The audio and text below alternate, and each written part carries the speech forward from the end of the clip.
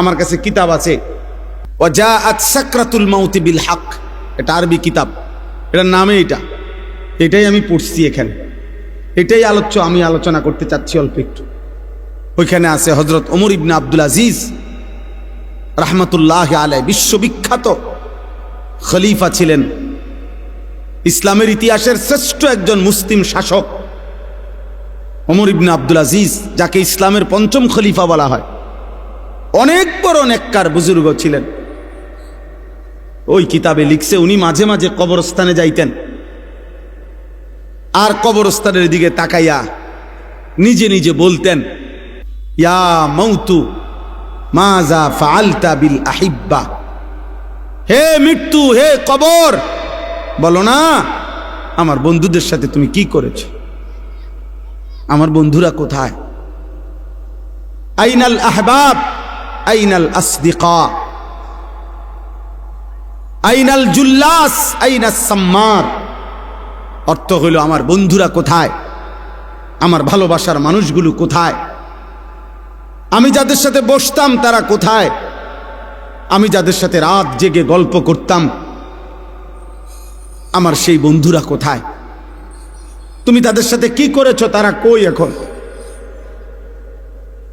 হযরত ওমর ইবনে আব্দুল আজিজ বলতেন যে কবর আমাকে জবাব দিত, কবর যেন আমাকে বলে, হে ওমর ইবনে আব্দুল আজিজ, তোমার সেই বন্ধুদেরকে আমি চোখ খুলে ফেলছি, তাদের হাতের কনুই থেকে তাদের শরীর আলাদা করে ফেলছি, তাদের পা হাঁটু তাদের শরীরের গোশত হাড্ডি রেজা রেজা করে পাউডার করে মাটির সাথে মিশায় দিছি।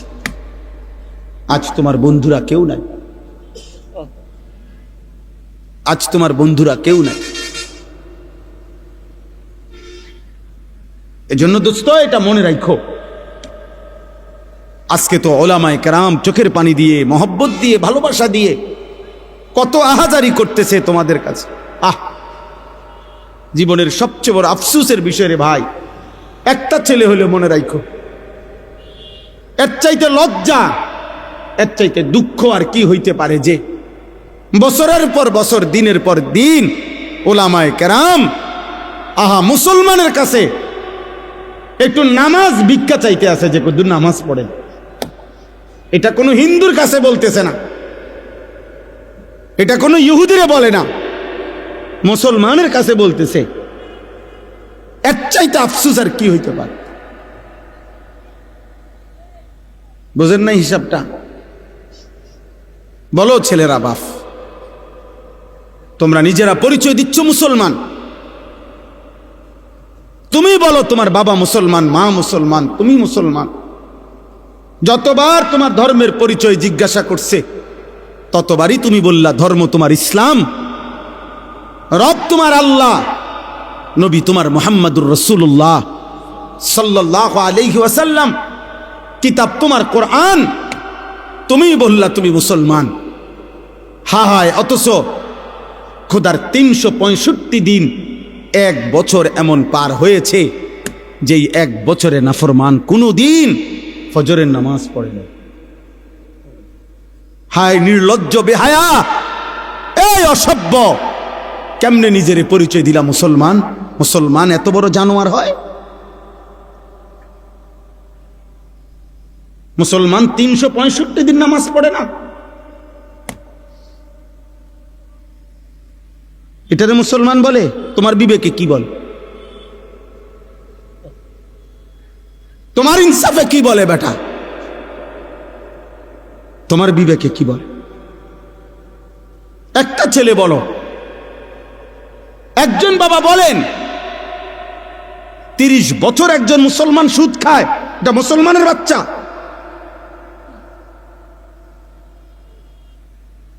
একটা মুসলমান 30 বছর ওজনে কম দেয় প্রত্যেক দিন, এটা মুসলমান? একটা মুসলমান বুঝি প্রত্যেক দিন নর্তকীর ছবি, নাটক, সিনেমা, নাচ, গান, টেলিভিশন দেখবে, এটা মুসলমান? একটা মুসলমান বুঝি 60 বছর পর্যন্ত বিড়ি সিগারেট খাবে, এটা মুসলমান? একটা মুসলমান বুঝি 60 বছর বয়সও কথায় কথায় গালিগালাজ করবে, এটা মুসলমান? ইনসাফ বলো ভাইয়া। যদি মানুষ হয়ে থাকো, জানোয়ার না হও, যদি ইনসান হও, যদি মায়ের পেটে জন্ম নিয়ে থাকো, যদি কোনো মুসলমান মার দুধ খাইয়া থাকো ছেলে, তাহলে মুসলমান এত বড় নিকৃষ্ট কেমনে হয়?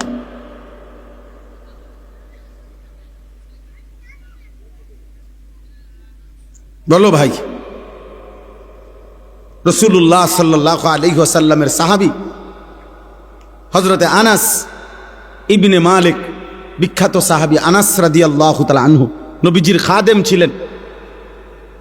এই সাহাবী আনাস রাদিয়াল্লাহু তাআলা আনহু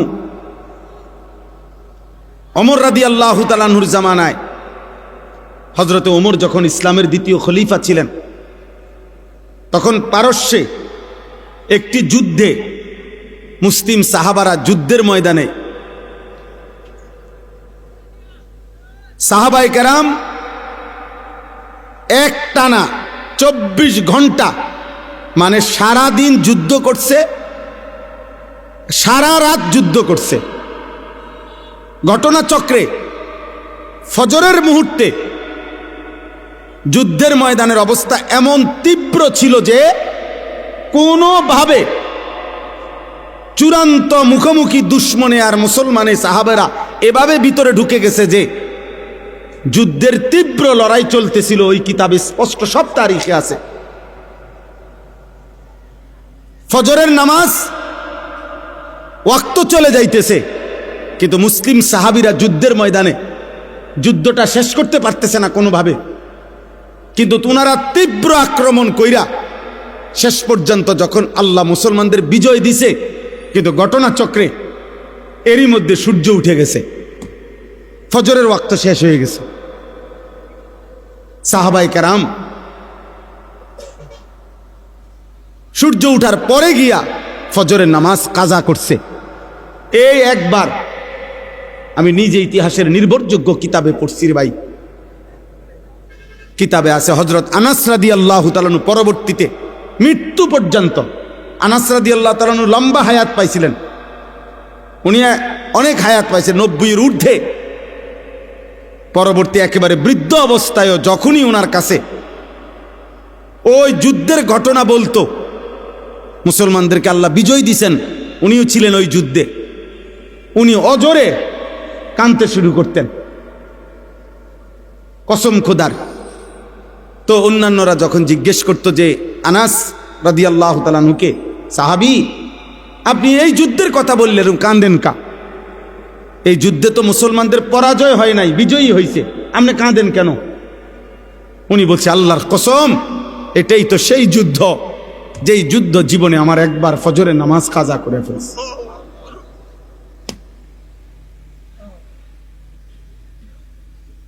যেই যুদ্ধ আমার জীবনে একবার ফজরের নামাজ কাজা, ওটা মনে হইলেই উনি চিৎকার দিয়া কাঁদতেন, হায় আমার জীবনে একবার তো, একদিন আমার জীবনে ফজরের নামাজ তো কাজা হয়েছে, এটা তো সেই যুদ্ধ, আমি বিজয় দিয়ে করব কি, আমার তো ফজর ছুটে গেছে।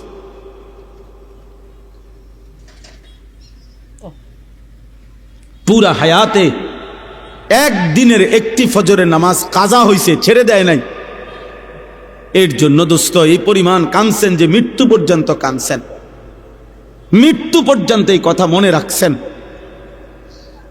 18 বছর 20 বছরের প্রিয় ভাই, কিশোর নওজোয়ান সন্তান, আমার 16 বছরের সন্তান আছে।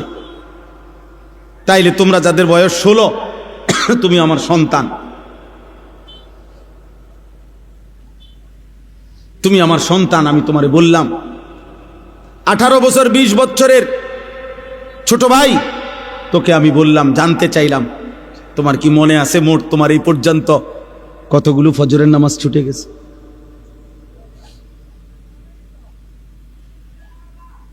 বলো ভাই। হুজুর এই মাত্র ফজরের নামাজের কথা বললেন। আহা, রাসূলুল্লাহ সাল্লাল্লাহু আলাইহি সাল্লাম স্পষ্ট বলছেন, লা ইয়াশহাদুহুমা মুনাফিকুন, এশার নামাজ এবং ফজরের নামাজে উপস্থিত হয় না কে? নবীজি পরিষ্কার বলছে, মুনাফিকুন, মুনাফিক। নবীজি স্পষ্ট বলছে যে ফজরের নামাজ পড়ে না সে মুনাফিক, যে এশার নামাজ পড়ে না সে মুনাফিক। তো সুপারিশ মিলবে কার থেকে বাবা? হ্যাঁ, যিনি সুপারিশ করবেন উনি তো তোমাকে বললেন মুনাফিক। তো তোমার সুপারিশ করবে তোমার কোন আব্বায়, তোমার কোন বাপে সুপারিশ করবে? হ্যাঁ, সুপারিশ কি? নবীর সুপারিশ মানে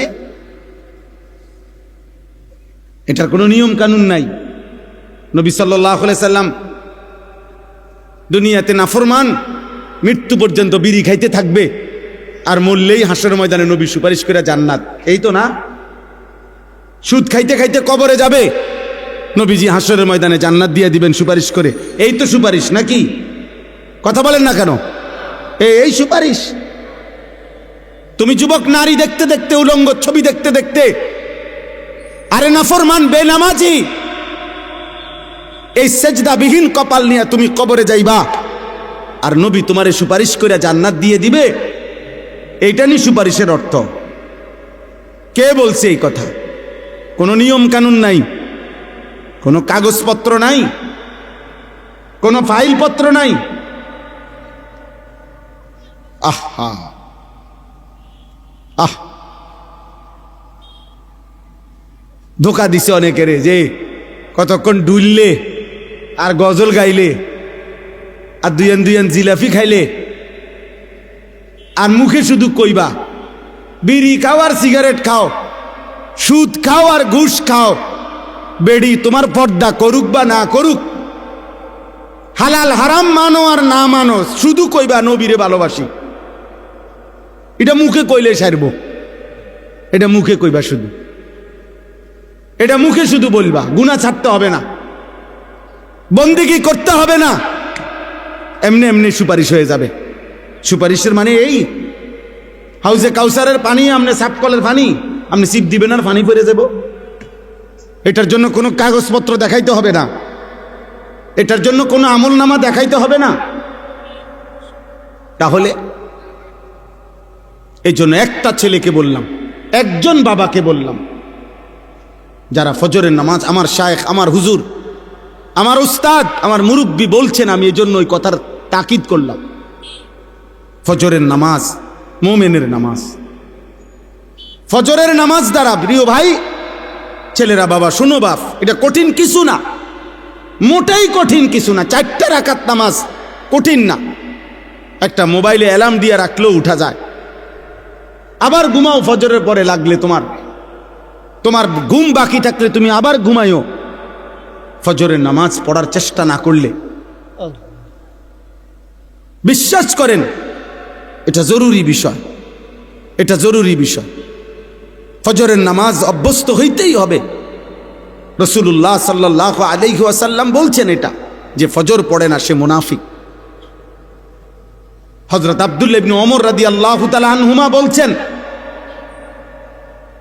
নবীজির জামানায় ফজরের নামাজের অনুপস্থিতি দেখে আমরা মুনাফিক চিনতাম।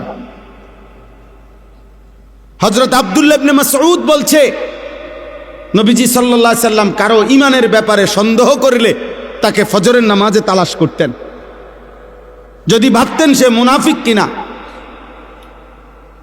তাহলে তাকে ফজরের নামাজে তালাশ করতেন। 2 দিন 3 দিন ফজরে অনুপস্থিত দেখলে নবী বলতেন, হ্যাঁ আমি এমনটাই ভাবছিলাম যে আসলে সে মুমিন না মুনাফিক।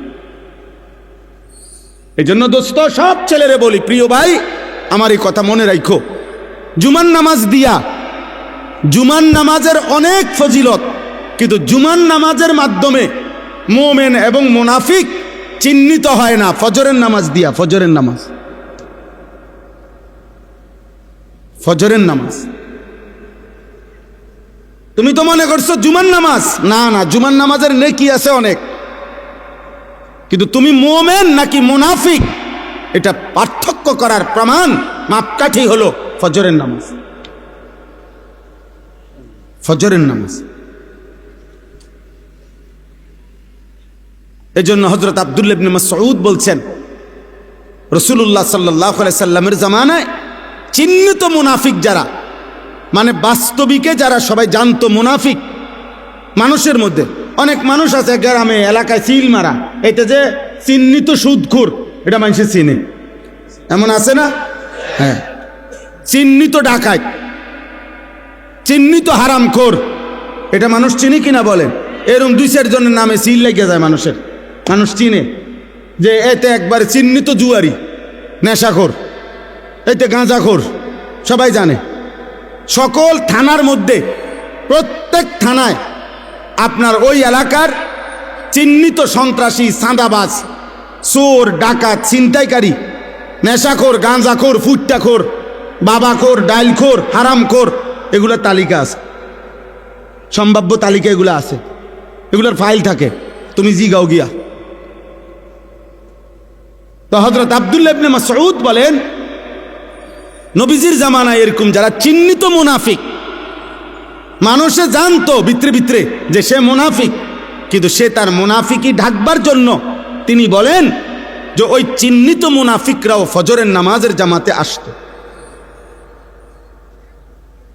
যাতে মানুষ স্পষ্ট মুখের উপরে মুনাফিক না বলে, পিছে পিছে কয় কিন্তু সামনাসামনি যেন না বলে, এই জন্য ফজরের নামাজে আসতো।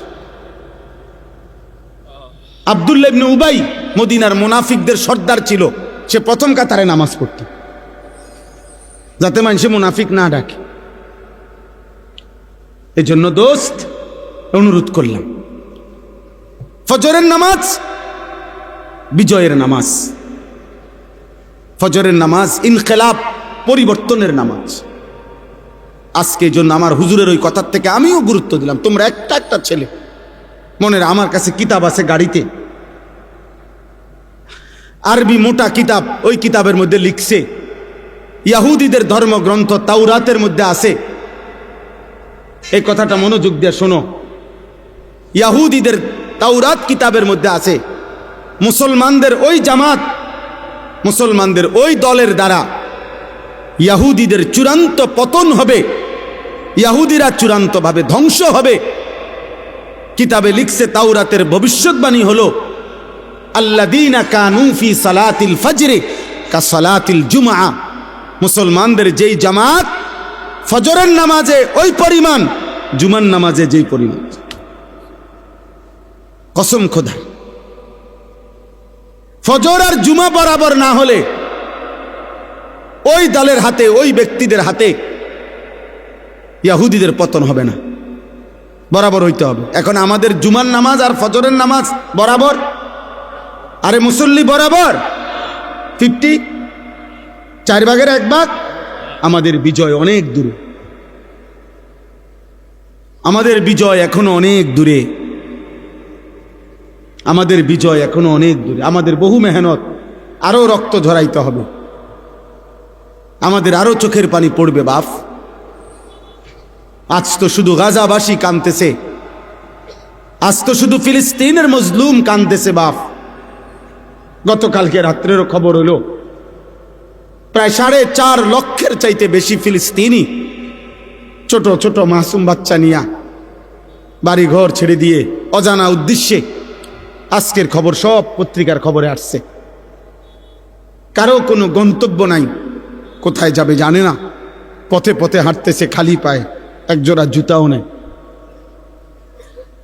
আজকে রাতে, মানে গতকাল রাতে, নৌবহর যেই জাহাজ সমুদ ফ্লোটিলা,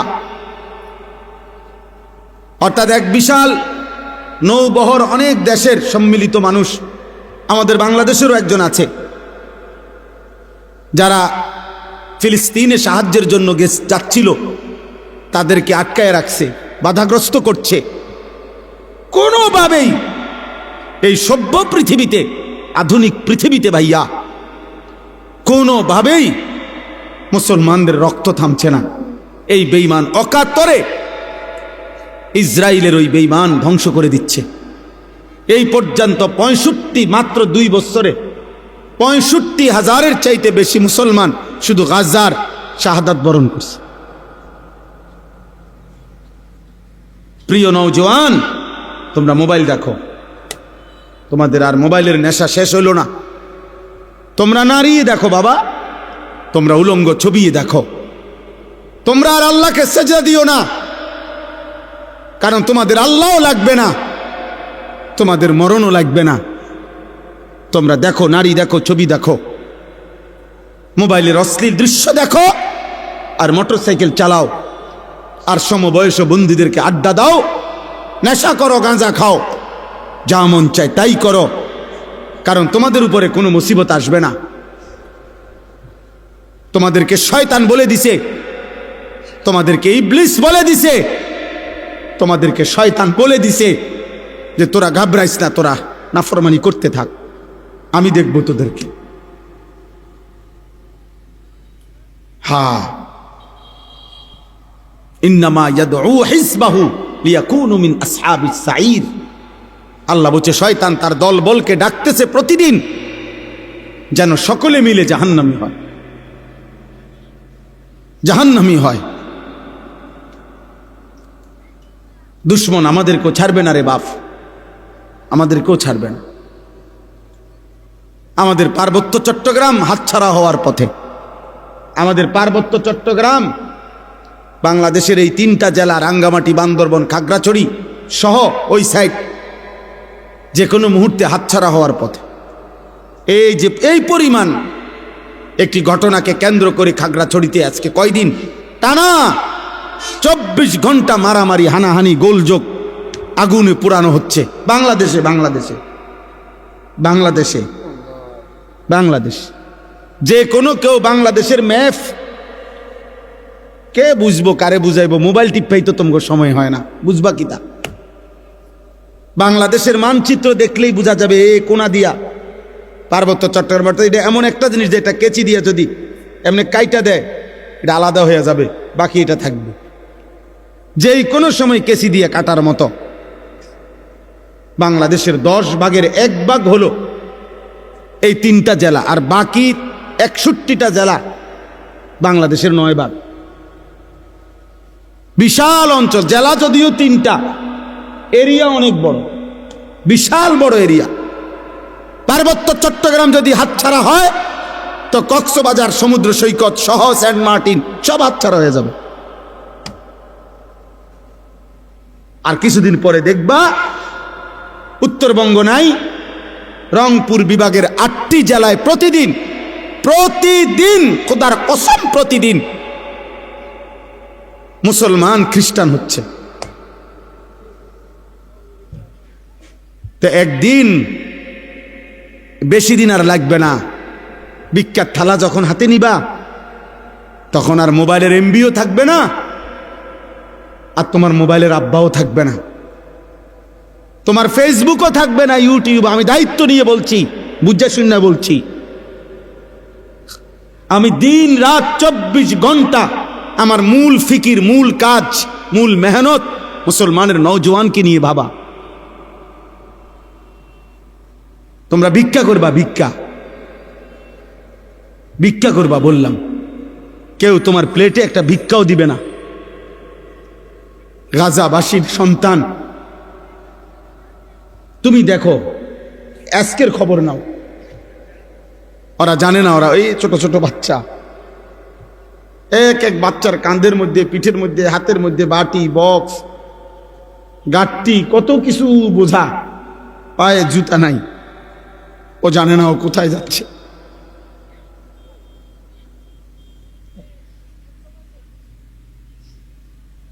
ও জানে না ও কোথায় যাচ্ছে।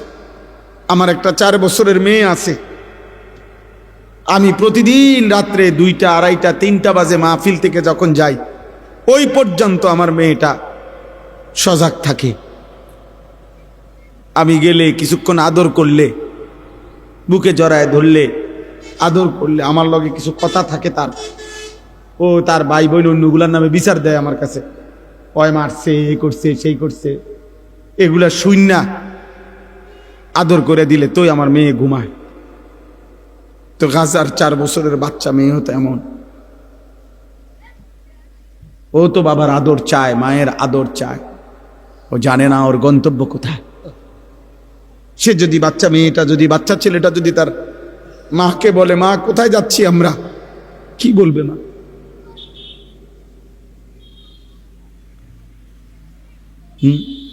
কি ভাবছো ছেলেরা?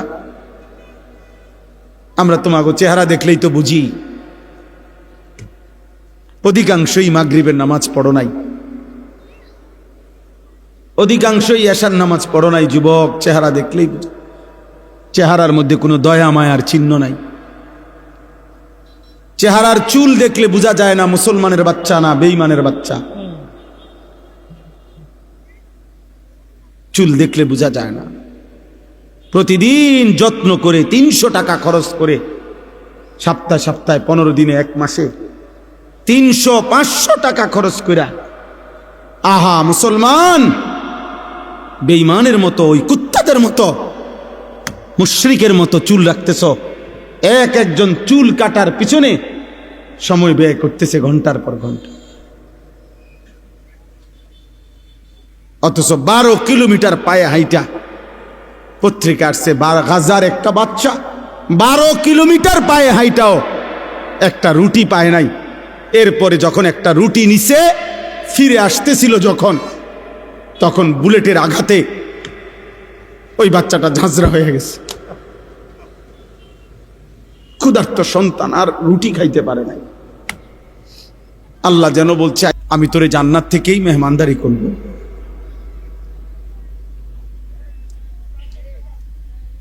আমি তোকে জান্নাত থেকেই মেহমানদারি করব। এই জন্য বাপ, আমি একজন ছেলের আশায় আছি। আমি কোনো প্রার্থী না, আমার কোনো মার্কা নাই, আমি কোনো নির্বাচনী জনসভায় আসি নাই। আমি আশা করি কোনো একজন ছেলেও যদি ভাবো যে আমার বদলানো দরকার, আমার আল্লাহর সাথে, আমাদের আল্লাহ ছাড়া আগেও কেউ ছিল না, আগামীতেও কেউ নাই। আমরা বেঈমানদের মতো সমপরিমাণ। আমরা যদি 200 কোটি মুসলমানও রাত দিন মাড়ি গাড়ি পরিশ্রম করি, তারপরও কাফের মুশরিকদের সমপরিমাণ দুনিয়া, অর্থ সম্পদ, ক্ষমতা, অস্ত্র সরঞ্জাম আমাদের হবে না। আমি বললাম এটা হবে না। আল্লাহ যদি কাফের চাইতে বেশি পরিমাণ দুনিয়া ইমানদারদেরকে দিত, তো নবী মুহাম্মদকেই দিত। কথা বোঝো নাই? রাসূলুল্লাহ সাল্লাল্লাহু আলাইহি সাল্লামকেই দিত, কারণ উনার চাইতে বেশি তোমারে ভালোবাসে। কথা বলে না? নবীজির চাইতে বেশি ভালোবাসে তোমারে।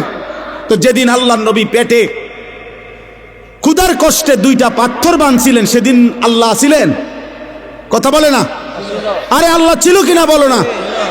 যেদিন নবীজি সাল্লাল্লাহু আলাইহি সাল্লামের দান শহীদ করা রক্তে উহুদের প্রান্তরে পড়েছিলেন ঘন্টার পর ঘন্টা, সেদিন আল্লাহ ছিল?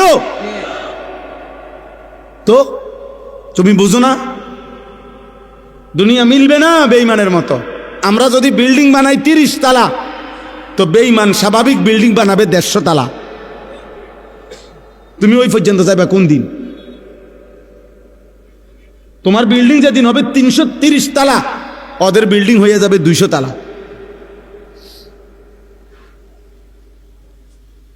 হ্যাঁ, এজন্য হবে না। আমাদের মাধ্যম একটাই, আমাদের আল্লাহ। আমাদের মাধ্যম, আমাদের সম্পর্ক, আমাদের রাত গভীরের কান্না, আমাদের চোখের পানি, আমাদের সাধ্যমতো প্রস্তুতি এবং আল্লাহর মদদ, এটাই আমাদের বিজয়ের মাপকাঠি। তাহলে এখন আমার দুঃখের কথা এটাই শুধু, যে না আমাদের কাছে সমপরিমাণ কাফের মুশরিকদের কিছুই নাই। আবার আমরা আল্লাহর সাথে সম্পর্ক ছিন্ন করে ফেলতেছি। নামাজও পড়ি না, রোজাও রাখি না, হারাম করে যে 30 বছর হারাম খায়, এটা কি সুদখোর, তে প্রতিদিন হারাম খাচ্ছে, প্রত্যেক দিন ওজনে কম দেয়। যার স্ত্রী বেপর্দা, এই অসভ্য মহিলা প্রতিদিন বেপর্দা। যার ঘরে টেলিভিশন চলে, তার ঘরে প্রত্যেক দিন নাটক, সিনেমা, নর্তকীর ছবি চলে। কিরে ভাই, আল্লাহর সাথে আমরা এইভাবে সম্পর্ক বিচ্ছিন্ন করলাম কেন? তাহলে আল্লাহর সাথেও আমরা সম্পর্ক ছেড়ে দিলাম। তোমরা ছেলেরা নামাজও পড়ো না, সেজদাও করো না, আবার দুনিয়ায় বাঁচবার জন্য কাফেরদের সমপরিমাণ অস্ত্র, ক্ষমতা, সম্পদ, এটাও তো তোমাদের নাই। তো টিকবা কেমনে? না আল্লাহ আছে তোমার, না তোমার দুনিয়াবি সম্পত্তি আছে, তো কিছুই তো নাই। তো তুমি বাঁচবা কেমনে? আগামী দিনে টিকবা কেমনে তোমরা? আগামী দিনে টিকবা কিভাবে? কি মনে হয় আর কারো উপরে আক্রমণ করবে না তো? কথা বলে না কেন? না না না, আর করবে না। এরা বলে দিছে যে শুধু আমাদের ক্ষোভ শুধু পরে, বাকি সব মুসলমান আমাগো বন্ধু। তাহলে বলো ভাই, বলো। এই জন্য দয়া করে, আমাদের আল্লাহ ছাড়া কেউ নাই। আমাদের খবর, আমাদের কথা শুনবার মতো আমাদের আল্লাহ। আমাদের খবর নেবে একজনই, তিনি আল্লাহ। তিনি আল্লাহ। আমাদের দুনিয়া শেষ না, আমাদের মৃত্যু, আমাদের কবর, আমাদের আখেরাত, আমাদের হাসর, এটা আমাদের মূল টার্গেট। মূল টার্গেট। হাকিমুল উম্মত মুজাদ্দিদুল মিল্লাত হযরত মাওলানা শাহ আশরাফ আলী থানভী রাহমাতুল্লাহ আলাইহি, ওনার মুনাজাতের মধ্যে আছে, আজীবন উনি যেই মুনাজাত করতেন আমাদের কওমি মাদ্রাসাগুলোতে শেখানো হয়, ওইখানে আছে একটা লাইন, এটাও হাকিমুল উম্মত বলতেন, কোন পৌঁছেগা হামে তেরে সওয়া। আয় আল্লাহ, আপনি ছাড়া আমাদের কথা জিজ্ঞাসা করে কে? আমগো খবর নেয় কে? আমগো খবর নেয় কে? দুনিয়াবি কোন দেশকে, কোন সংস্থা, কোন সংঘ কাউকে পাত্তা দেন। ওই দিন জাতিসংঘে সে যখন বক্তব্য দিতে দাঁড়াইছে, সব দেশের প্রেসিডেন্ট অধিকাংশই চলে গেছে জাতিসংঘের সদর অফিস থেকে, হলরুম থেকে, মানে তার বক্তব্যের মুহূর্তে সবাই উঠে চলে গেছে। এখন আমি মাত্র ওয়াজ করতে বইলাম, আর আপনারা যদি সব উঠটা জানগা আমার দেখা, তাহলে আমার কাছে এটা প্রেস্টিজে লাগবে কিনা? কথা বলে না কেন? আমার লজ্জা লাগবে না যে এটা ইন্নারিল্লা, আমার এটা করলোটা কি? এত বড় বেইজ্জতি আইন না? কিন্তু ওই বেঈমান প্রায় 100 দেশের প্রেসিডেন্ট বের হয়ে গেছে, কিন্তু সে 1 মিনিটের জন্য লজ্জিত হয় নাই, বরং সে তার পুরা বক্তব্য জাতিসংঘের সদর দফতরে সে বক্তব্য পেশ করছে, এবং সে বুঝাইছে পরিষ্কার, সারা পৃথিবী একসাথে এক মাঠে বললেও আমি যার উপরে 1 সেকেন্ডের জন্য আক্রমণ থামাবো না, থামাবে না বলছে। অর্থ হইল জাতিসংঘ ওরা চালায়, পৃথিবীর সমস্ত সংবাদ সংস্থা ওরা চালায়, পৃথিবীর মাল্টিন্যাশনাল আন্তর্জাতিক যত কোম্পানি ওরা চালায়, আমেরিকার প্রেসিডেন্ট ইহুদিদের সিদ্ধান্তে হয়, সারা পৃথিবীর সমস্ত কলকাঠি নাড়ে ইহুদিরা। বাহ্যিকভাবে তাদের ক্ষমতাই যে তুমি আমি যে কাউকে চাইলে মিনিটের মধ্যে করে ফেলবে, পৃথিবীর থেকে নিশ্চিহ্ন করে দিবে। আর এটা আমরা মাথায় রেখেই চলি, হারায় গেলে হারায় গেলাম, অসুবিধা কি? মরে গেলে মরেই গেলাম, মরে যাও তো আর কোনো শরমের কিছু না। কথা বলে না? কিন্তু ওরা কাউকে পাত্তা দেয় না। এক আল্লাহর আযাব ছাড়া, আল্লাহর ফয়সালা ছাড়া, মুমিনের চোখের পানি ছাড়া, আমাদের সম্মিলিত হিম্মত ছাড়া, আল্লাহর মদদ ছাড়া, বাহ্যিক কোন শক্তি, বক্তৃতা, বিবৃতি দিয়া এই বেঈমানদের থামানো যাবে না। ফেরাউনরে বক্তৃতা দিয়ে নি থামাইছে না মহান আল্লাহর গজব দিয়ে? নমরুদকে বক্তৃতা দিয়ে নি থামাইছে না আল্লাহর গজব দিয়ে? হ্যাঁ, তো সেই মালিককে তো বলতে হবে, আল্লাহর কাছে তো চাইতে হবে, আল্লাহকে তো সেজদা দিবে। চলো ভাই, আজকে নিয়ত করি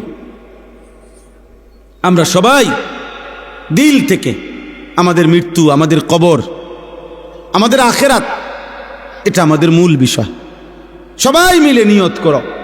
কিশোর ছেলেরা, আমার আশা ভরসার এক কেন্দ্রস্থল নওজোয়ান, তোমরা সিদ্ধান্ত নাও, এমনটা কইরো না বাপ। নিজেদেরও ক্ষতি হবে, ইসলামেরও ক্ষতি হবে, মুসলমানদেরও ক্ষতি হবে বাপ। তুমি আল্লাহ চাহে তো তোমাদের যাদের বয়স 16, 18, 20, 22 বছর, বাবা তোমরা তো আল্লাহ চাহে তো বিয়ে করবা, আল্লাহ যদি হায়াত দেয় তো, আল্লাহ যদি দেয় তোমাদেরও সন্তান হবে একদিন ইনশাআল্লাহ, আল্লাহ যদি বাঁচায় তোমাদেরকে। তুমি ভেবে দেখো বাপ, আগামী 20 বছর পরে যদি তুমি বা তোমার পরিবার, বংশধর, সন্তানের নিরাপত্তা না থাকে, কি হবে বাপ?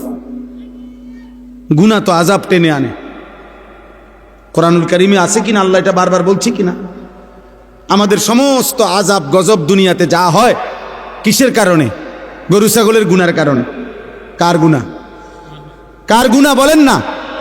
মানুষের গুনাহ। বিমা কাসাবাত আইদিন নাস, মানুষের হাতের কামাই।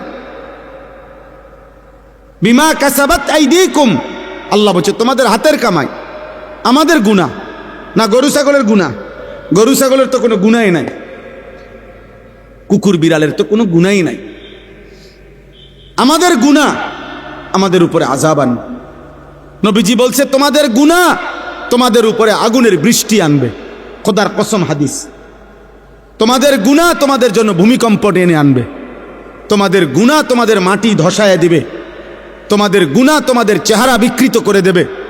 তোমাদের গুনাহ তোমাদের উপরে পাথরের বৃষ্টি বর্ষণ হবে। হ্যাঁ, ফারতাকিবু ইনদা যালিকা রিহান হামরা ওয়া জালজালাতান ওয়া খাসফান ওয়া মাসখান ওয়া কাযফান। আল্লাহ নবী সাল্লাল্লাহু আলাইহি সাল্লাম বলছে কিয়ামতের পূর্ব মুহূর্তে আগুনের লাল বৃষ্টি হবে, জালজালাতান ভূমিকম্প হবে, খাসফান ভূমি ধসিয়ে দেওয়া হবে, মাসখান চেহারা বিকৃত করা হবে, কাযফান পাথরের বৃষ্টি বর্ষণ হবে। ওয়া আয়াতিন তাতাবাউ কানিজামিন কুতিয়া সিলকুহু, নবীজি বলেন একটার পর একটা এভাবে আযাব আসবে যেন এই তসবির দানা এখান দিয়ে কাইটা দিলে 100 দানা পড়তে মাটিতে কয় ঘন্টা লাগবে? আল্লাহর নবী খোদার কসম এবং উদাহরণ দিয়ে বলছে কানিজামিন কুতিয়া সিলকুহু, যেমন তসবির দানা মালা যেমন কেটে ফেললে সব ফুল পড়ে যায়, মালা বানাইলে সব দানা পড়ে যায় একটার পর একটা। যদি 10 মিনিট বৃষ্টি হয় তাহলে বৃষ্টির ফোঁটা যে জমিনে পড়ে এক এক ফোঁটার মাঝখানে ব্যবধান কয় মিনিট? বোঝেন নাই কথা? বৃষ্টির ফোঁটা পড়ে যে এক ফোঁটা পড়ার কয় মিনিট পরে আরেক ফোঁটা পড়ে? অনবরত অনবরত অনবরত কিনা? না ব্যবধান আছে? ব্যবধান। আল্লাহ নবী বলছে কাওয়ামামাকিল কাতর, তোমাদের উপরে মুসিবত আসবে বৃষ্টির পানির ফোঁটার মতো, তসবির দানা ছিঁড়ে ফেলার মতো। কাকিতাইল লাইলিল মুজলিম, এগুলো সব কিয়ামতের পূর্বের কথা। এটি হয়ে গেছে এই যে কথা না, নূহ নবীর জমানার কথা বলে না। নবীজি বলছে অন্ধকার অমাবস্যার রাত্রির মতো তোমাদের উপরে মুসিবত আসবে, কিছুই খুঁজা পাইবা না। কি করা উচিত? আল্লাহর নবী বলছে ইউসবিহুর রাজুলু মুমিনান ওয়া ইউমসি কাফিরান, সকালবেলা থাকবা মুমিন, সন্ধ্যা হয়ে যাবা কাফের। সন্ধ্যায় ছিলা মুমিন, সকালে হয়ে যাবা কাফের। আল্লাহর নবী সাল্লাল্লাহু আলাইহি সাল্লাম এক সাহাবী হুযাইফাকে বলছিলেন, হুযাইফা, যদি কোনোদিন আল্লাহর পথে চলতে গিয়ে কাউকে খুঁজে না পাও তাহলে একা গাছের শিকড় গোড়ালি কামড়াইয়া ধরা একা হলেও দ্বীনের উপরে থাইকো। ওয়ালাউ আন তাআদ্দা বিআসলি শাজারাতিন হাত্তা ইউদরিকাকাল মাউত ওয়া আনতা আলা যালিক, মৃত্যু পর্যন্ত।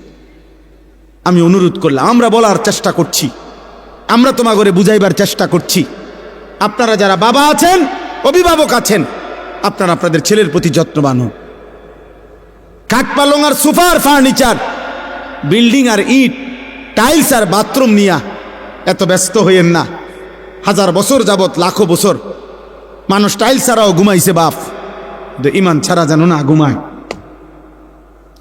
মাটির বিছানায়ও ঘুমাইলে কিছু হয় না রে বাপ, কিন্তু সেজদা ছাড়া ঘুমাইলে বিপদ হবে রে বাপ।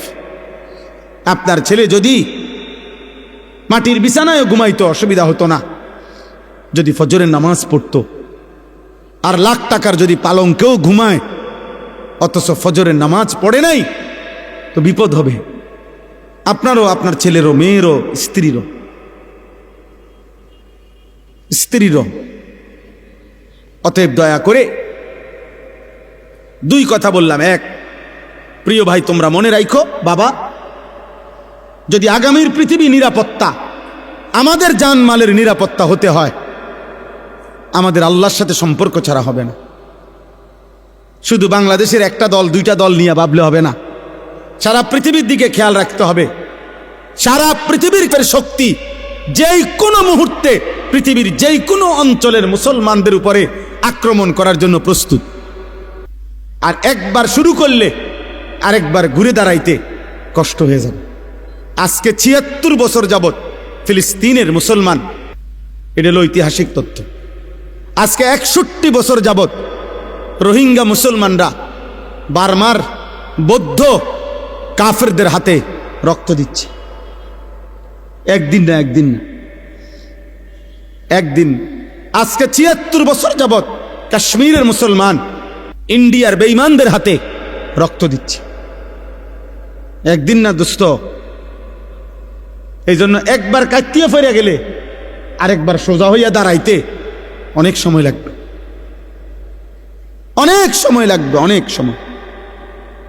এই জন্য এটা একটা বিষয়। আগামী প্রজন্ম নিরাপদ থাকতে হলে তোমরা নামাজ পড়তে হবে। আমার একটা কথা, একটা ছেলে কল্পনা করো, মনে করেন সবাই ভাবেন তো যে এইখানে মনে করেন যদি ১০,০০০ সাহাবী মদিনার কল্পনা করেন নবীজির যুগটা, একটা মিনিট মনে মনে ভাবেন তো আপনারা যে আমাদের নবী সাল্লাল্লাহু আলাইহি সাল্লামের জামানায় মনে করেন ১০,০০০ সাহাবী নবীজির সামনে বসা। কয় হাজার? তো নবীজি তাদের সামনে বসা, এটা হিসাব ধরেন তো ১০,০০০ সাহাবীর মধ্যে গুনলে মানে ১, ২, ৩, ৪, ৫, ৬, ৭, ৮ করে গুনলে তো একজন হবে ১, আরেকজন হবে ১০,০০০। হবে না? মানে সংখ্যা হবে কিনা এরকম কথা বলে না। কিন্তু প্রশ্ন হলো এখন আমার যে এবার আমরা কল্পনা করেন তো ১ নম্বর জন মনে করেন সামনে বইছে, আর ১০,০০০ নাম্বার যার সিরিয়ালে উনি মনে করেন একদম পিছনে। তো এই ১০,০০০ সাহাবীর সামনে কল্পনা করেন যে ফজরের নামাজ পড়তো কয়জন, কয় পার্সেন্ট? কথা বুঝছেননি আমার? ৫ ওয়াক্ত নামাজ পড়তো কয় পার্সেন্ট? কথা বলে না। হারাম থেকে বেঁচে থাকতো কয় পার্সেন্ট? হালালের উপরে চলতো কয় পার্সেন্ট? হ্যাঁ, তো বিজয় তাদের হবে না, তো আমগুনি হবে। এবার আমরা এখানে হিসাব করি, এখানে আমরা যদি ১,০০০ মানুষ হই তো এবার আমাদের হিসাব করেন, গুনেন, আমরা গুনেন ফজরের নামাজ কয় পার্সেন্ট? মোবাইলে নারী দেখে না, ছবি দেখে না, উলঙ্গ দৃশ্য দেখে না, আমি জানি। ১৬ বছরের ছেলের হালাত কি, ১৪ বছরের ছেলের হালাত কি, ক্লাস 9-এর ছেলের হালাত কি। অসংখ্য যুবক নওজোয়ান কিশোর মৌলানা সাহেব জিনা করতে করতে ক্লান্ত হয়ে গেছে, বেবিচার করতে করতে ক্লান্ত হয়ে গেছে। এমন ছেলেও ১০০০ বার চোখের পানি ফেলে আমগো কাছে দোয়া চাইছে, দোয়া চায় যে সারা রাত উলঙ্গ ছবি দেখে, যার নিজের লজ্জাস্থান নিজের হাত দ্বারা শেষ করে দিছে।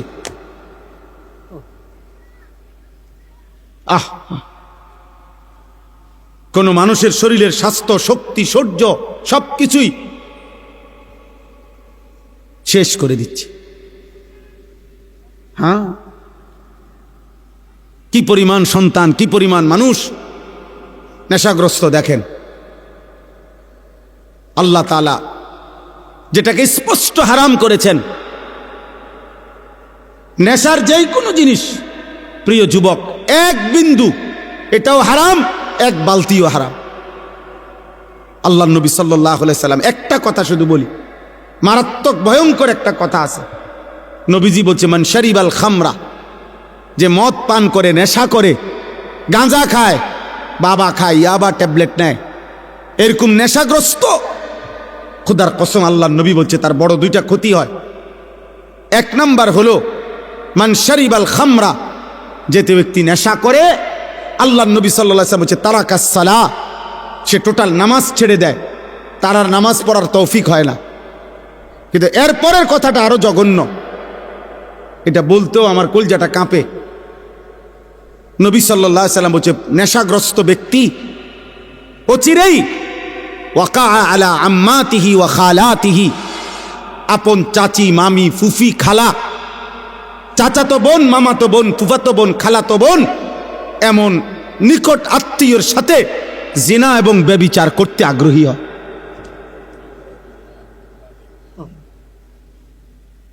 আল্লাহর কসম নবী বলছে। এজন্য যে নেশাখোর ওই জেনাখোর, যে নেশা করে সে জেনাও করে, যে জিনা করে সে নেশাও করে। হ্যাঁ, যেখানে গান বাদ্য হয় সেখানে জিনা ব্যভিচারও হয়, যেখানে জিনা ব্যভিচার হয় সেখানে গান বাদ্য হয়। এই তিন জিনিস একসাথে, নেশা, নারী, গান একসাথে, এক প্যাকেজ, এক প্যাকেজ। যেখানে মদের আড্ডা সেখানে গানেরও আড্ডা, নারীরও আড্ডা। যেখানে নারীর আড্ডা সেখানে মদেরও আড্ডা, গানেরও আড্ডা। আল্লাহ আমাদেরকে হেফাজত করেন, আল্লাহ আমাদেরকে হেফাজত করেন। এজন্য প্রিয় ছেলেরা, আমার এই শেষ তর্জমাটা শুনেন, আমার কথা শেষ। আল্লাহ তাআলা বলেন, ওয়ালাকাদ খালাকনাল ইনসানা, আল্লাহ আমাদেরকে আমাদের মৃত্যুর কথা মনে করায় দেওয়ার জন্য, মৃত্যুর কথা আল্লাহ কয়েকটা কথা বলছে। এক নম্বর, আল্লাহ বলে, শোনো, আমি আল্লাহই প্রত্যেকটা মানুষকে সৃষ্টি করেছি। এক, ওয়া না'লামু মা তুওয়াসবিসু বিহি নাফসু, আল্লাহ তাআলা বলে প্রত্যেকের অন্তরের গভীরে যত গুনাহের কুমন্ত্রণা, গুনাহের আগ্রহ আমি আল্লাহ জানি, লুকাইতে পারবা না। আমার আল্লাহ থেকে লুকানো সম্ভব? কথা বলেন না, উঠাউঠি করেন না। আর 5টা মিনিট শেষ, আমার তর্জমা বললেই শেষ। দোয়া করে যাও ভাই, ছেলেরা কষ্ট করছো, দোয়া করো, দোয়া করে যাও। এরপরে ওয়া নাহনু আকরাবু ইলাইহি মিন হাবলিল ওয়ারিদ, আল্লাহ বলে যেই রগগুলোর মাধ্যমে, শিরা উপশিরার মাধ্যমে শরীরের ভিতরে সারা দেহে রক্ত সঞ্চালন হয়, আমি আল্লাহ তোমার ওই রগ রেশা শিরা উপশিরার চাইতেও কাছে। এই 3টা জিনিস প্রথম আল্লাহ বলছে। এক, আমি তোমাকে বানিয়েছি। 2, তোমার অন্তরের গভীরে যা আছে, যা মনে হয় দিলের ভিতরে, আমি তা জানি। 3, আমার আল্লাহ বলেন তোমার গর্দান সহ সারা দেহের রগ রেশা শিরা উপশিরার চাইতেও আমি কাছে। 4, ইজিয়াতালাক্কাল মুতালাক্কিয়ানে আনিল ইয়ামিনে ওয়া আনিশ শিমালি কাঈদ, আল্লাহ বলে তোমার ডানে বামে 24 ঘন্টা আমার 2 জন ফেরেশতা মোতায়েন আছে। তুমি আড়াল করবা কেমনে, লুকাইবা কার কাছে?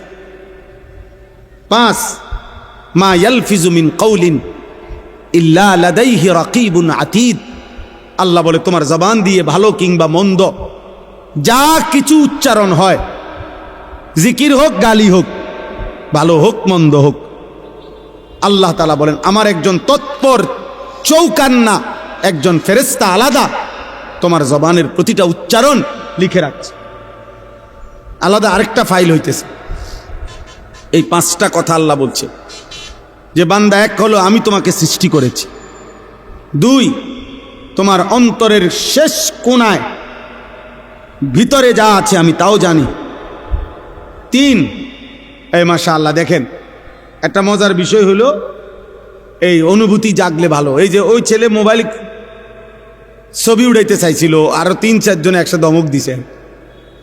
তার মানে ওনারা এতক্ষণের জন্য হইলেও বুঝছেন যে এটা হুজুর পছন্দ করে না। মাশাআল্লাহ, আল্লাহ আপনার ঘরে বরকত দান করে। সবাই একটু একটু করে কইলেও হবে, সবাই একটু একটু করে বললে হইতো। বাপ যদি চোখের এক ফোঁটা পানি ফেলেও যদি ছেলেটাকে বলতো, বাপ তোরে কষ্ট করছে, আমি ছোট্টবেলার থেকে বাপ আদর করে করে বড় করছি রে বাপ, তুমি আমার আল্লাহর নাফরমানি করো না বাপ, তুমি নামাজ পড়ো। একজন স্বামী ইচ্ছা করলে প্রয়োজনে স্ত্রীর কাছে এক ফোঁটা চোখের পানি ফেলেন, ফেলে বলেন, বিবি তোমারে আমি অনেক ভালোবাসি, তুমি আল্লাহর ওয়াস্তে বেপর্দা হইও না, তুমি বেনামাজি থাইকো না রে। নিয়ত করো, চলো আমরা 2 জনে একসাথে নামাজ পড়ে যেন আখিরাত আমরা 2 জনেই জান্নাতি হই।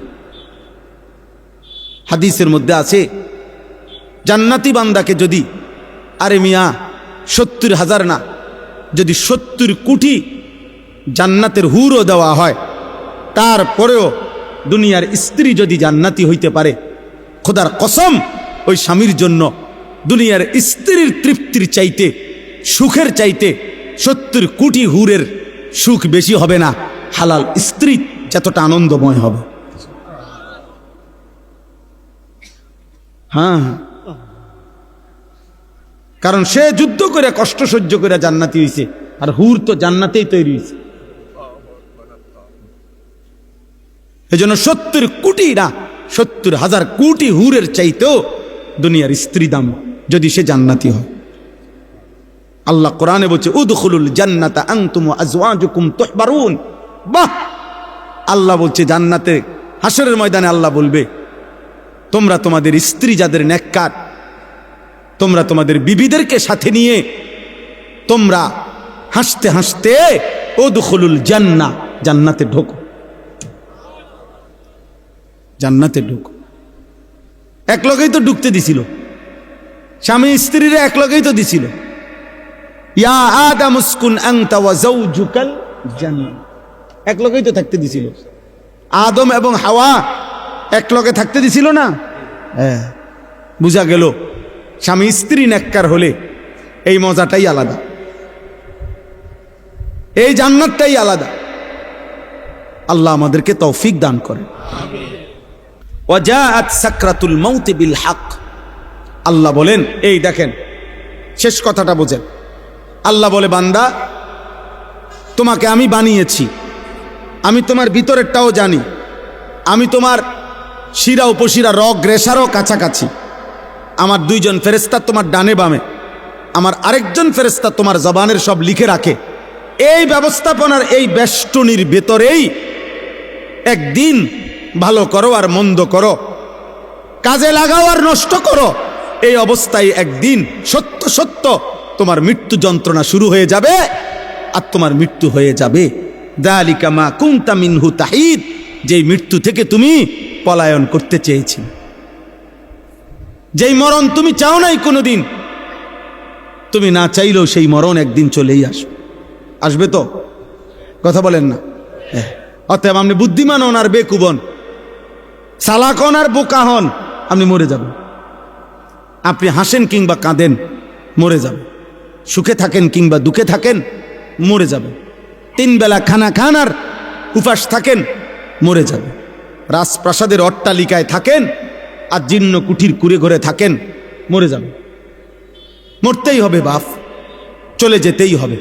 হবে? কথা বলেন না কেন? হবে? হবে। অতএব দোস্ত, আল্লাহ এটাই বলছেন, বান্দা খামখেয়ালি করো না। অনুফিখা ফিস সূর যালিকা ইয়াউমুল ওয়াঈদ।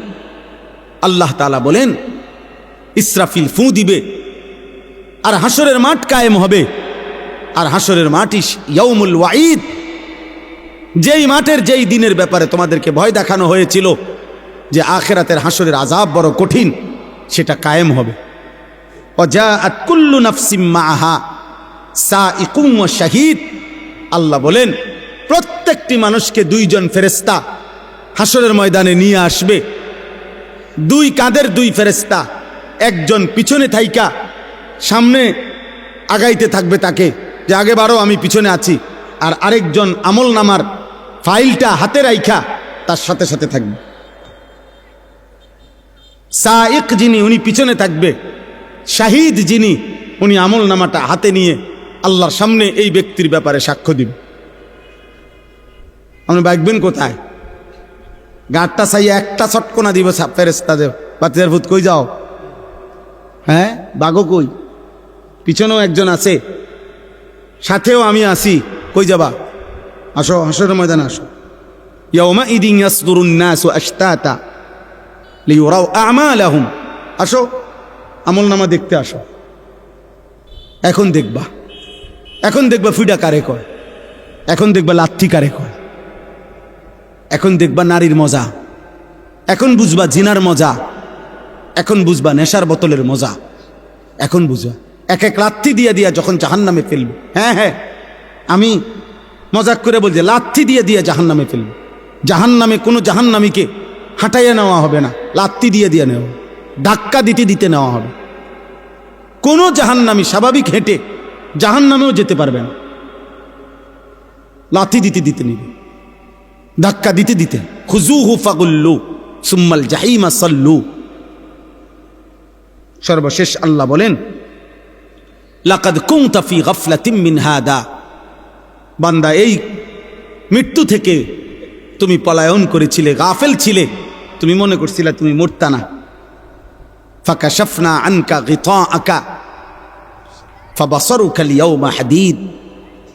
মৃত্যুর মাধ্যমে, কথাটা এটা বোঝেন, এটার অর্থটা সংক্ষেপে, মানে কোনো ব্যক্তি মৃত্যুবরণ করে মানে হলো তার চোখটা বন্ধ হয়। তো চোখ বন্ধ হলে আমরা মনে করি বেটার চোখ বন্ধ হয়ে গেছে, অতএব সে আর কিছুই দেখবে না, মরে গেছে। আল্লাহ বলে, না বান্দা, চোখ বন্ধ করলে বাহ্যিক দৃষ্টিতে তুমি দেখছো মরা গেছে, এ দুনিয়া আমি বন্ধ করে দিছি আর কি, কিন্তু এইবার কবরে নিয়া আমি আল্লাহ এই চোখের এই পর্দা সরাইয়া দেব। এইবার ফাবাসারুকা আল-ইয়াওমা হাদীদ, এবার তোমার চোখ হয়ে যাবে এতটা পরিষ্কার যে কবরের থেকে তুমি জান্নাত পর্যন্ত দেখবে অথবা জাহান্নাম। এখন তো তুমি বেশি দূর দেখো না, তখন তোমার চোখের পাওয়ার হবে এমন, কবরে বসেই তুমি জাহান্নামের আযাব দেখবে। আর এভাবে যতদিন কিয়ামত না হবে ততদিন তুমি কবরে থাইকেই ছটফট করবা জাহান্নামের ওই আযাব দেখা। আর নেককার জান্নাতের নিয়ামত দেখা খুশিতে হাসতে থাকবে, খুশিতে হাসতে থাকবে। হ্যাঁ, মজার কোনো বিষয়ে মানুষ আগের থেকে কল্পনাতেও মজা পায়। বিরিয়ানি খাইব যখন মনে হয়, আমরা ছাত্র জীবনে যেদিন শুনতাম বিরিয়ানি দিব, আলহামদুলিল্লাহ আগের দিন থেকেই একটা মানসিক মনটার মধ্যে একটা প্রস্তুতি থাকতো যে রবিবারে বিরিয়ানি দিব, আগের থেকেই ভালো লাগতো। মাদ্রাসা যেদিন ছুটি দিবে এই দাওড়ার কামে থাকতো। আমার মনে আছে, যদি মনে করেন বৃহস্পতিবারে ছুটি দিবে, আমরা বুধবার দিন কোনোদিন আমার মনে হয় না আমরা বেডিং বিছাইয়া ঘুমাইছি। বুধবার রাত্রে, বুধবারে বেডিং টেডিং বান দিয়া সব ক্লিয়ার, কোন রকমে এমনি মাথাটা লাগাইয়া পরে থাকতাম। অথচ ছুটি হইল আগামীকাল দুপুরের পরে, কিন্তু মজা লাগতেছে যে বাজ্জাম।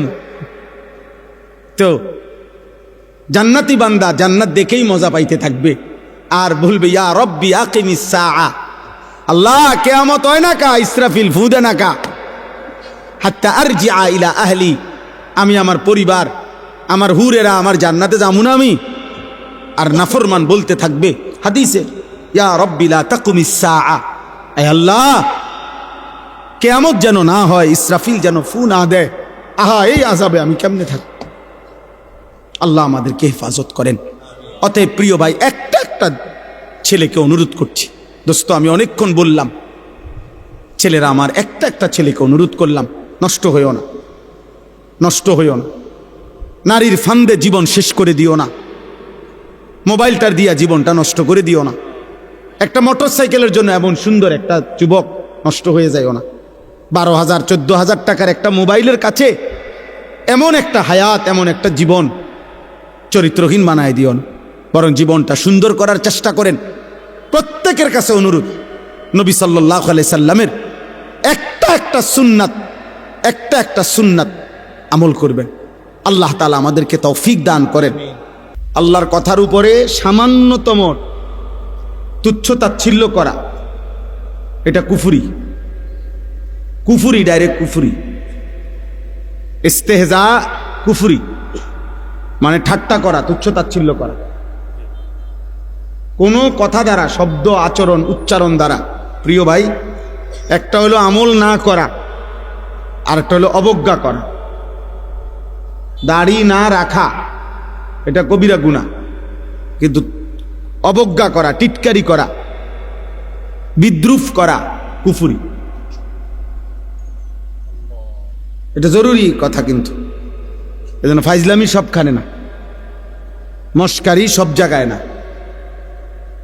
তুমি না শুনলে কোনো সমস্যা নাই, আমি তো আগেই বললাম, কিন্তু আল্লাহর কথা শতভাগ মনোযোগ দিয়ে শুনতে হয়। কোরআনুল কারীমের মধ্যে বারবার আল্লাহ তাআলা এই কথাটা বলছেন, ফাসতামিউ লাহু ওয়া আনসিতু। আমার কোরআন আল্লাহ আদেশ করেছেন তোমরা মনোযোগ দিয়ে শোনো এবং চুপ থাকো, লাআল্লাকুম তুরহামুন। আল্লাহ তাআলা বলেন যদি মনোযোগ দিয়ে শোনো, চুপ থাকো, আমি আল্লাহ ওয়াদা করলাম অবশ্যই তোমাদের উপরে রহমত বর্ষিত হবে। এই সরাসরি আল্লাহর ওয়াদা। এজন্য যে আল্লাহর কথা মনোযোগ দিয়ে শুনবে, চুপ থেকে শুনবে, আল্লাহ তার উপরে রহমত বর্ষণ করবে। রহমত বর্ষণ করবে মানে কি? তাফসীরে রুহুল মাআনিতে আছে তৌফিকুত তাআ, ইউওয়াফিকুহুত তাআ। আল্লাহ তাআলা তাকে ওই কথাগুলোর উপরে আমল করার, আনুগত্য করার, আমল করার তৌফিক দান করবে। হযরত এইমাত্র বললেন আমার পরম শ্রদ্ধেয় উস্তাদ, বাংলাদেশের মুরব্বী, বাংলাদেশের হাজারো লাখো উলামায়ে কেরামের অভিভাবক, হেফাজতে ইসলাম বাংলাদেশের সংগ্রামী মহাসচিব আল্লামা শায়েখ সাজিদুর রহমান দামাত বারাকাতুহুমুল আলী, একেবারে ছোট্টবেলায় জিন্দেগির প্রথম মাদ্রাসার পড়ালেখা বলতে যা বুঝায় আমি সেটা দারুল আরকামই পড়ছি। হুজুর আমার উস্তাদ, উস্তাদ না শুধু অনেক প্রিয় উস্তাদ, আমাদেরকেও ব্যক্তিগতভাবে অনেক আদর করে, অনেক আদর। সর্বপ্রথম যাদেরকে দিয়ে, সর্বপ্রথম যেই বেস দিয়া দারুল আরকাম মাদ্রাসা, ওই মেড্ডা পীরবাড়ি চালু হয়েছে যেখানে, আমি সেই বেসের ছাত্র। আমাদেরকে দিয়েই মাদ্রাসা চালু হয়েছে। সেই এই মসজিদ, পুরান মসজিদের কাজ, রাস্তার সামনে যেই মসজিদটা, আমরা নিজেরা কাজ করছি। এই মসজিদ মিস্ত্রিরাও করছে, আমরাও কাম করছি। একবেলা পড়ছি, একবেলা মসজিদের কাজ করছি। ছাদ ডালাইয়ের কাজও আমরা করছি, আলহামদুলিল্লাহ। তো যাই হোক, বলার উদ্দেশ্য হলো হুজুর এই মাত্র বললেন যে আমল মাকসাদ, বললেন না এখন আমল মাকসাদ। তো আল্লাহ তাআলার কথা যদি কেউ মনোযোগ দিয়ে শুনে, আল্লাহর ওয়াদা যে তোমার উপরে রহমত বর্ষিত হবে, মানে হলো আল্লাহ তাআলা তোমাকে আমলের তৌফিক দিবে। প্রিয় ভাই, আসলে অনেক মানুষ আছে ফিরতে চায়, ফিরতে পারে না। মাঝে মাঝে মন চায় নামাজ পড়তে, সময় কুলায় না, অথবা মানসিকতাই হয় না। অনেকের আছে অনেক গুনাহ ছেড়ে দিতে মন চায়, কিন্তু কে যেন তারে ফিরায় রাখে। তাহলে আল্লাহ তাআলা কাউকে ইবাদতের তৌফিক দেওয়া, এটা আল্লাহর নিয়ামত, এটা আল্লাহর নিয়ামত। এই জন্য আল্লাহর কথা মনোযোগ দিয়ে শুনতে হবে, আজকে না সব সময়। প্রিয় ছেলেরা, কিশোর নওজোয়ান ভাই, মহব্বত করে আসছো, আমরা বুঝি, ভালোবেসেই আসছো। তো মনে করো আমারে মহব্বত করে আসছো, তো এটার মাকসাদ কি? যে উনি কোরআন সুন্নাহর কিছু কথা বলবে, এগুলো আমি শুনবো, এই নিয়তেই আসছো। তাহলে আয়সা যদি তামসা করো, তাহলে আসলা কেন ভাই? আয়সা যদি তুমি মোবাইল নিয়েই ব্যস্ত থাকো, তো আসলা কেন ভাইয়া? আয়সা যদি তুমি বুট বাদামি খাও, তো আসলা কেন? বুট বাদাম কি পৃথিবীতে আর কখনো মিলবে না? বুট বাদাম কি বেচা কিনা আজকেই শেষ? কথা বলেন না? তাইলে শুধু শুধু এটা তো একটা ম্যাজিক না যে সার্কাস দেখাইলাম, আমি আইলাম, আমরা দেখলেন, এটা তো কোনো কথা না বাপ। আমি এই জন্যই বললাম, দয়া করে সমস্ত ছেলে বাবা সবার কাছে অনুরোধ, আল্লাহর কথা মনোযোগ দিয়ে শুনতে হবে। চোখের দিকে তাকাইয়া শুনলে বরকত, চোখের দিকে তাকায়। হাদিসে স্পষ্ট আছে, সাহাবায়ে কেরাম এভাবে আল্লাহর নবীর কথা শুনতেন যেন তাদের গর্দান থেকে মাথাটা আলগা করে রাখছে, অর্থাৎ মাথা থাকলে না নড়ত, এমন নিশ্চুপ এবং এমন মনোযোগ যে মনে হয় যেন মাথাই নাই। আবার কোন হাদিসের মধ্যে আছে কাআন্না আলা রুউসিনা তাইর, তো সাহাবায়ে কেরাম বলতেছেন কাআন্না আলা রুউসিনা তাইর, আমরা নবীজির চারপাশে বসলাম, নবীজির কথা শুনতে এতটা মনোযোগ যে যেন আমাদের মাথার উপরে পাখি বসছে। তো কোনো মোটা ডালের মধ্যে পাখি বসে, যে ডাল নড়ে না, চিকন পাতলা ডালে, গাছের ডাল আর কি, যেটা শুধু নড়ে হালকা বাতাসেই, এটার মধ্যে পাখি বসে না, কারণ এ তো শুধু নড়ে। তো এজন্য এতটাই স্থির মাথা, যে এত মনোযোগ যে যেন মাথার উপরে আইসা পাখি বসছে। রাসূলুল্লাহ সাল্লাল্লাহু আলাইহি সাল্লামের কথা সাহাবায়ে কেরাম এভাবে শুনতেন। হাদিসের মধ্যে আছে রাসূলুল্লাহ সাল্লাল্লাহু আলাইহি সাল্লাম আসরের নামাজের আগে একদিন মসজিদে নববীতে দাজ্জালের ব্যাপারে বয়ান করছেন। দাজ্জালের, শেষ জামানার সবচেয়ে বড় বিপদ, ফিতনা।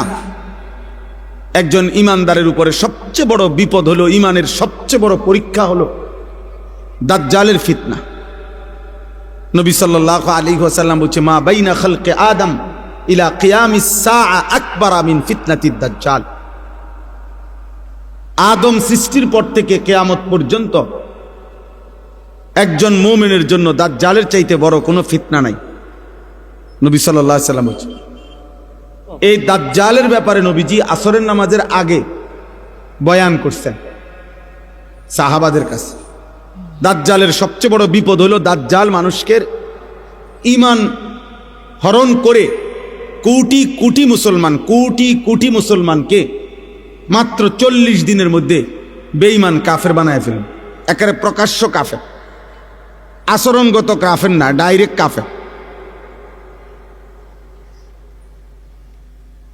কাফের বানায় ফেলেন। আর কোনো মানুষের জন্য ঈমান হারা হওয়া সবচেয়ে বড় বিপদ। বাদ 2 বেলা না খাইলে কোনো সমস্যা নাই, মাটির ঘরে থাকলেও কোনো সমস্যা নাই, বিছনা খাট পালং সবার সমান না হইলেও অসুবিধা নাই, কিন্তু ঈমান হারা হইলে বড় অসুবিধা। ঈমান হারা হয়ে কবরে গেলে অনন্তকালের জন্য জাহান্নামেই জ্বলতে হবে, আর কোনোদিন মুক্তি মিলবে না। খালিদিনা ফিহা, অনন্তকাল। তো আল্লাহর নবী সাল্লাল্লাহু আলাইহি সাল্লাম এই দাজ্জালের ব্যাপারে সাহাবাদেরকে বর্ণনা করছেন আসরের নামাজের আগে। আর মিসলে আউয়ালে আসরের নামাজ পড়িলে মাগরিব পর্যন্ত এখনো সৌদি আরবে আসরের নামাজের শুরু ওয়াক্ত নিয়ে উলামায়ে কেরামের মধ্যে একটু ইখতিলাফ আছে, আমাদের হানাফি মাযহাব মতে এবং অন্য মাযহাব মতে। তো ধরে নিলাম, তো সাহাবায়ে কেরাম আসরের নামাজ পড়ে নবীজি সাল্লাল্লাহু আলাইহি সাল্লামের সাথে, নবীজি সাল্লাল্লাহু আলাইহি সাল্লাম মসজিদ থেকে বের হইছেন, নিজের ব্যক্তিগত কাজ সেরে মাগরিবের নামাজের পূর্বে নবীজি আবার মসজিদে আসছেন। কিন্তু এই 2-2.5 ঘন্টা টাইমে নবীজি ফিরে এসে দেখছেন ওই আসরের নামাজের আগে সাহাবাদের যাকে যেখানে দেখছিলেন বসা, সে হুবহু ওইখানেই বসে আছে, এক সুতা নড়েও নাই। আল্লাহর নবী সাল্লাল্লাহু আলাইহি সাল্লাম অবাক হয়ে গেছে, আরে তোমরা এত লম্বা টাইম আসরের পরে বের হও নাই, তোমরা মসজিদেই বসে রইছো, এখানেই যার যার জায়গায়। এই কথাটা বলতেছিলাম আমি। সাহাবায়ে কেরাম উত্তর দিলেন, ইয়া রাসূলুল্লাহ সাল্লাল্লাহু আলাইহি সাল্লাম, আসরের নামাজের পূর্বে আপনি দাজ্জালের ব্যাপারে যেই বয়ান করছেন, এতে করে আমাদের কলিজার মধ্যে এমন ভয় ঢুকছে, মনে হচ্ছে মসজিদ থেকে বের হলেই দাজ্জাল ঈমানটা নিয়ে নিবে। এই ভয়ে যে যেখানে আছি এখানে বসেই রইছি, মাগরিবের আজান পর্যন্ত আর উঠি নাই, যেন দাজ্জাল ঈমানটা না নেয়। এই ছিল সাহাবায়ে কেরামের মনোযোগ, সাহাবায়ে কেরামের বুঝ এবং সাহাবায়ে কেরামের আমল।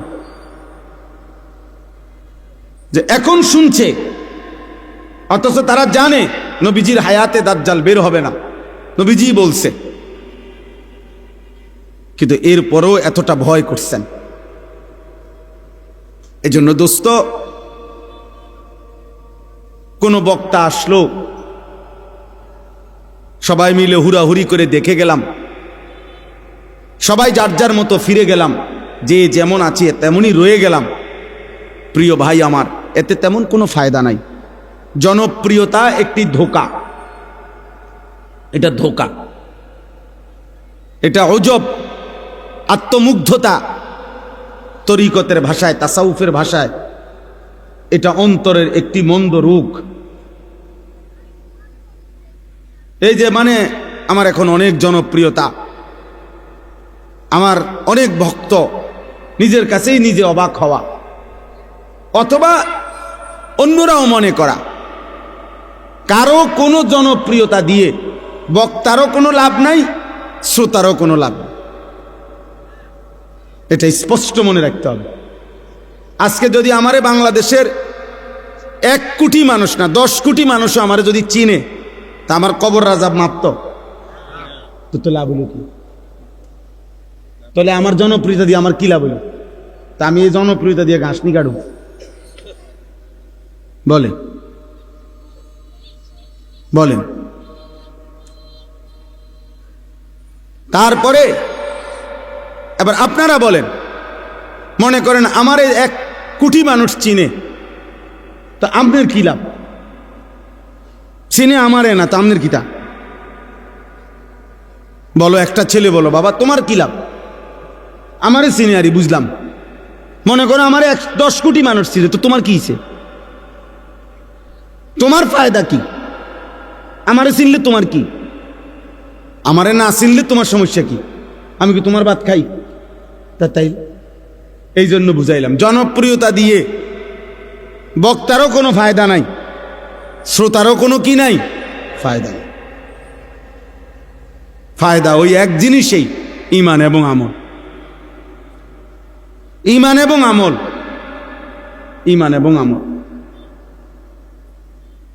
এটাই বাঁচার মাধ্যম, এটাই মুক্তির মাধ্যম। আমার জন্য, আপনাদের জন্য, ছেলেরা তোমাদের জন্য, বয়স্ক বাবা আপনাদের জন্য।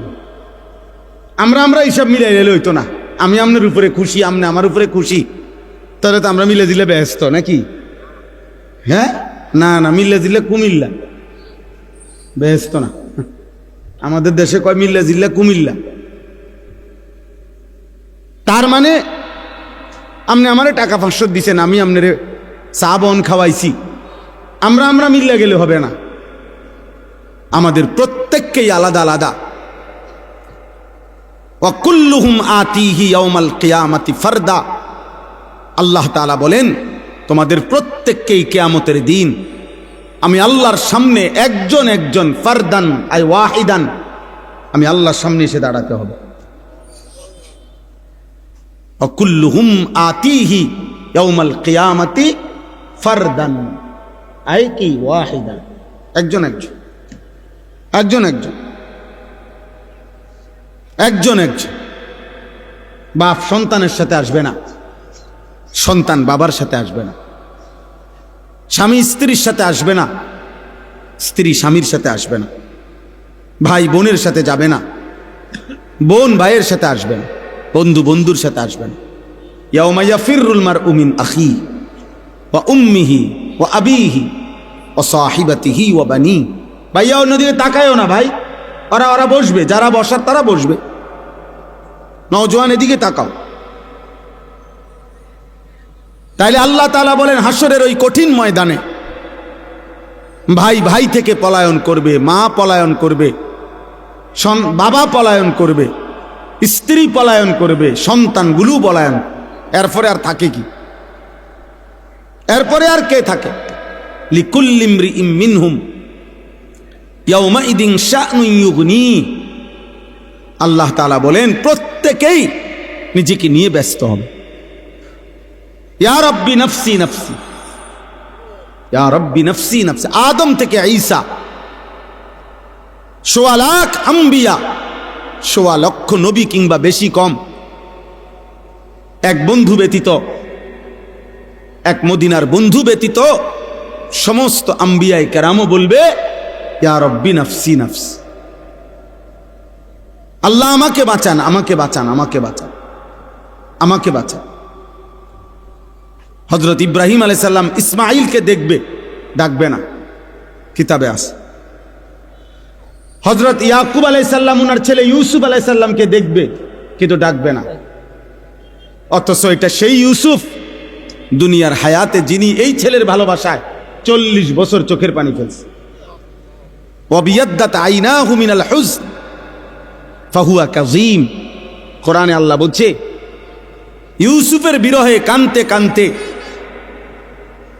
ইয়াকুবের 2টা চোখ সাদা হয়ে গেছে, অন্ধ হয়ে গেছে। কিন্তু আজকে হাসরের মাঠে দেখার পরেও ডাকবে না। মুসা আলাইহিস সালাম ওনার বোন এবং মাকে দেখবে, কিতাবে আছে মুসা নবী বলবে লা আসআলুকাল ইয়াউমা উম্মি ওয়ালা উখতি, আয় মাওলা মাকেও চাই না, বোনকেও চাই না, বাল আসআলুকাল ইয়াউমা নাফসি, আজ শুধু আমি আমাকে বাঁচাইতে চাই।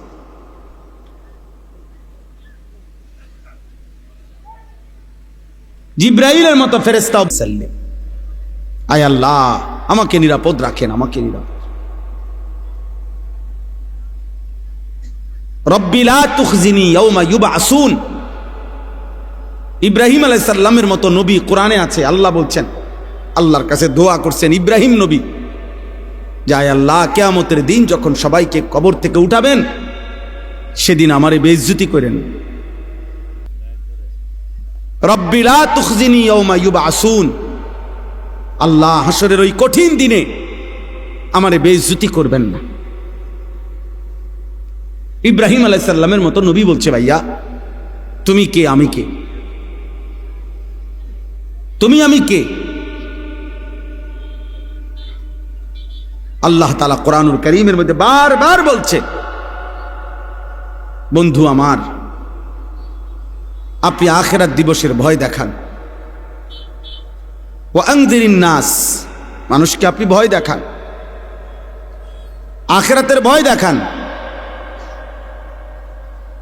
কোরআনুল কারীমের মধ্যে আছে আখিরাত হাসরের ময়দানের আযাব দেখে জাহান্নামী বলবে, রব্বানা আখিরনা ইলা আজালিন করিব নুজিব দাওয়াতাকা ওয়া নাত্তাবিউর রাসূল। আল্লাহর কাছে বলবে নাফরমান, যে আল্লাহ দুনিয়ায় একটু সময়ের জন্য ফেরত যেতে দেন, এবার যদি দুনিয়ায় ফিরতে পারি আপনার সব কথা মেনে নেব, আপনার রাসূলের কথাগুলোও মেনে নেব। আল্লাহ তাআলা বলবেন, না বান্দা, ইতিপূর্বে দুনিয়ায় থাকাকালীন তুমি ভেবেছিলে এমন একটা হাসরের দিন হবে না, আর তুমিও মনে করছিলা তোমার এই সুখ আর নিয়ামত, তোমার এই মাতবুরি আর অহংকার, তোমার এই যৌবন আর সুস্থতা, মা লাকুম মিন জাওয়াল, এগুলো আর কোনোদিন শেষ হবে না। তুমি এই ফুর্তিতে আর এই তামসাতেই, হায় নওজোয়ান, তোমরা ভেবেছো এটা, তুমি আর কোনোদিন বুড়া হইবা না। তুমি ভেবেছো তুমি কোনোদিন হাড্ডি গোশত তোমার আর কোনোদিন দুর্বল হবে না। তুমি ভেবেছো তুমি কোনোদিন কবরে যাইবা না। তুমি এটাই মনে করছো, এটাই ভেবেছ। তুমি মনে করেছো বন্ধুদের এই আড্ডা অনন্তকাল, এই রং তামাশা, এই ফুর্তি অনন্তকাল।